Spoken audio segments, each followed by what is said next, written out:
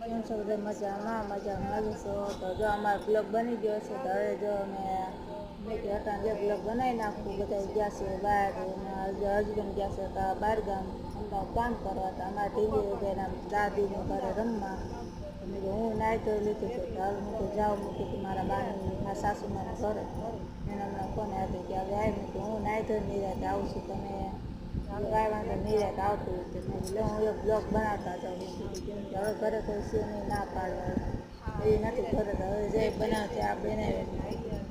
તો હવે જો નાહી ધોઈ લીધી છે. તો હવે જો તૈયાર થઈ ગઈ છે. તો હવે જઈએ મારા સાસુમાના ઘરે. તો મેં કીધું હાલો હાલ્યા જાઓ. કેમ કે એમાં ઢીંગલીને મજા ન આવે અમને. એટલે રામ રામ સીતારામ બધાને. તો જો નાહી લીધું છે. તો હવે મેં કીધું જઈએ અમારા સાસુમાના ઘરે. હવે નાહી લીધું એટલે મેં એક બ્લોગ બનાવતી જાઉં મેં કીધું પછી જાઉં.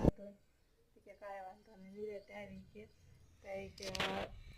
તાઈ બોલે રમે છે કે મમ્મી મમ્મી કરે છે. કાંઈ વાંધો હાલો હમણાં આવું છું. અને આજે મારા હસબન્ડ વહી ગયા અમદાવાદ કામ કરવા. આજે અમે હવે બે માં દીકરી જ છે એ કોઈ છે નહીં ઘરે.